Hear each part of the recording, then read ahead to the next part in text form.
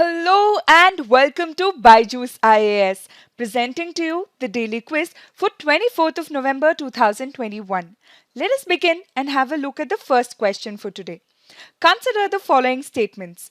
India has set a target of 20% ethanol blending in petrol by 2030. Statement number 2.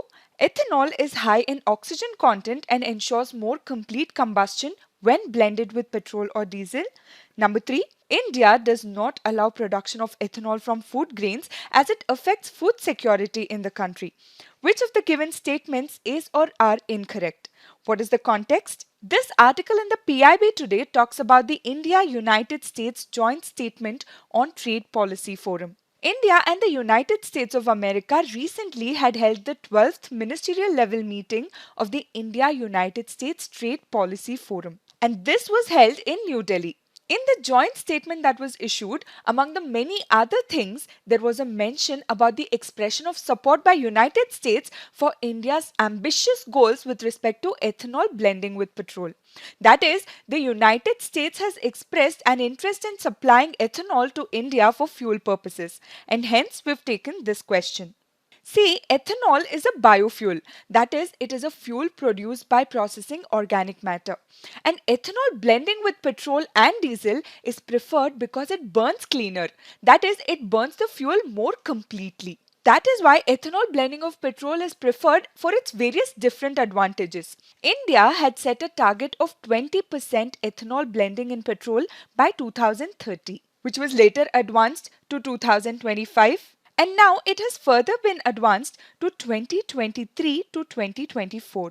So statement number 1 becomes incorrect. Statement number 2 is correct because high oxygen content in ethanol molecule will ensure more complete combustion takes place. So this is correct. Coming to statement 3 now.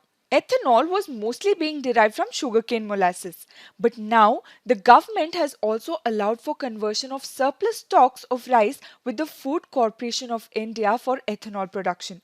It has also allowed the conversion of coarse grains like maize for ethanol production. So now ethanol production from food grains is also encouraged. Therefore, statement number 3 becomes incorrect. Therefore, the right answer to our question would be option B, 1 and 3 only, because the question is asking us for incorrect statements. Moving on to question number 2. Which of the given statements is or are incorrect with respect to Udham Singh?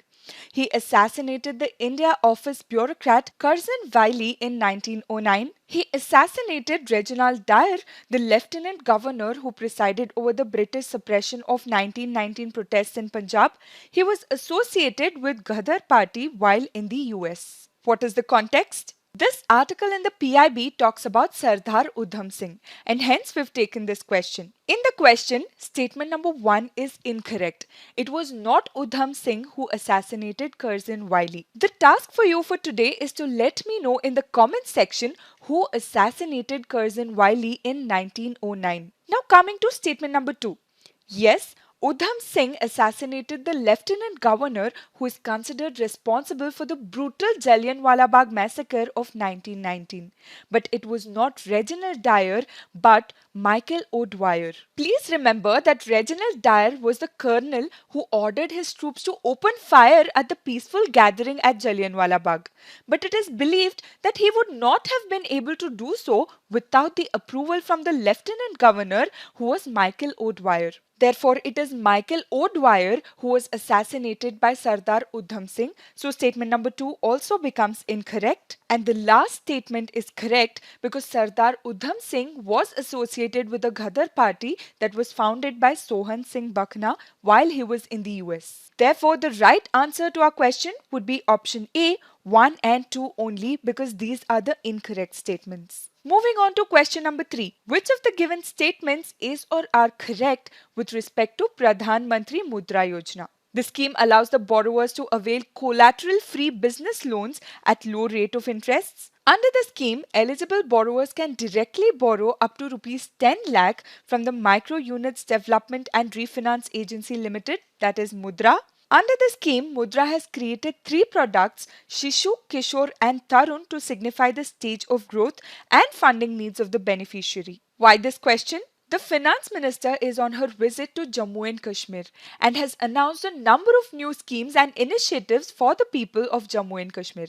And this article in the PIB today has a reference to the Mudra scheme. Now let us go back to the question and try to answer it. The Pradhan Mantri Mudra scheme or the Pradhan Mantri Mudra Yojana was launched so that the borrowers can avail collateral-free business loans at low rate of interest.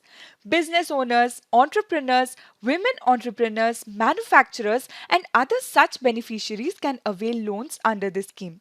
Therefore, statement number 1 is correct. This scheme was launched in the year 2015 and to provide loans up to rupees 10 lakhs. Correct? But please note that Mudra is a refinancing institution. It does not lend directly to the micro entrepreneurs or individuals. The Mudra loans under the Pradhan Mantri Mudra Yojana can be availed from a bank or a NBFC or microfinance institution. So statement number 2 becomes incorrect. Under the scheme, the products are divided into 3 distinct categories, that is Shishu, Kishore and Tarun. And this signifies the stage of growth and funding needs of the beneficiary. Therefore, statement number 3 is correct. Therefore, the right answer to our question would be option D, 1 and 3 only. Now let us take up question number 4. He started a movement called Ulgulan or the Great Tumult. Popularly known as Dharti Abba, he also started a new faith. His birth anniversary is recognized as Janjatiya Gaurav Divas. Who is the tribal leader being talked about? Option A, Bhagwan Birsa Munda. Option B, Tirut Singh. Option C, Kanhu Murmu. Option D, Sidhu Murmu. What is the context? This article in the Indian Express newspaper today talks about Janjatiya Gaurav Divas. A decision has been taken to earmark 15th of November, that is the birth anniversary of Bhagwan Birsa Munda as Janjatiya Gaurav Divas. And this day will honor the contributions of all the tribal leaders to India's freedom struggle. It will also recognize their role in the national development.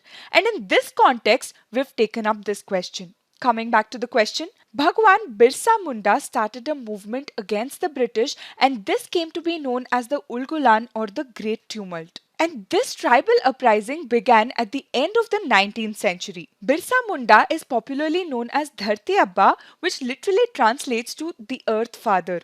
He also started a new faith that was called as Birsait. And as we already discussed, his birth anniversary, that is 15th of November, is recognized as Janjatiya Gaurav Divas. Therefore, the right answer to our question would be option A, Bhagwan Birsa Munda. Now let us take up a previous year question from Prelims paper 2016. With reference to an initiative called the Economics of Ecosystems and Biodiversity, that is TEEB, which of the following statements is or are correct? It is an initiative hosted by UNEP, IMF and World Economic Forum. It is a global initiative that focuses on drawing attention to the economic benefits of biodiversity. It presents an approach that can help decision makers recognize, demonstrate and capture the value of ecosystems and biodiversity. Select the correct answer using the code given below. The TEEB or the Economics of Ecosystems and Biodiversity was an initiative of Germany and European Union. Therefore, statement number 1 becomes incorrect. This initiative was launched in the year 2007 and its goal was to study the economics of biodiversity loss. Therefore, the initiative focused on drawing the attention towards the economic benefits that the biodiversity offers. So, statement number 2 is correct. It presented an approach that can help decision makers to recognize, demonstrate, as well as capture the value of the ecosystems as well as biodiversity. So, statement number 3 is also correct. Therefore, the right answer to our question would be option C, 2 and 3 only. Moving on to fact of the day. The fact of the day for today is a white dwarf with the fastest spin. This white dwarf that completes a rotation every 25 seconds. First, let us understand what a white dwarf is. A white dwarf is a star that has burnt up all of its fuel and shed its outer layers. So now, as all the fuel is burnt up, it is undergoing a process of shrinking and cooling over millions of years. And this particular star, that is the fastest spinning white dwarf, has been discovered and named as J0240 plus 1952. This particular fastest spinning white dwarf is the size of the Earth, but it is thought to be at least 2 lakh times more massive.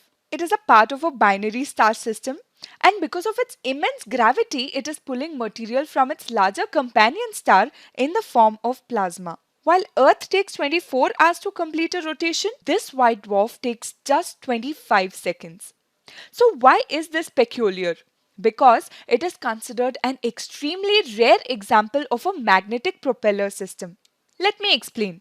The white dwarf here is pulling gaseous plasma from a nearby companion star, and then it is tossing it into the space at around 3000 kilometers per second. That is because at some point in its evolutionary history, this white dwarf developed a strong magnetic field. And the magnetic field acts as a protective barrier, causing most of the falling plasma to be propelled away from the white dwarf. In a nutshell, it is pulling material from its companion star due to its gravitational effect, but as that gets closer to the white dwarf, the magnetic field starts to dominate. And this is a part of the magnetic propeller system. Please note that this white dwarf is only one of the two stars with this magnetic propeller system that is discovered over past 70 years. That is all for today.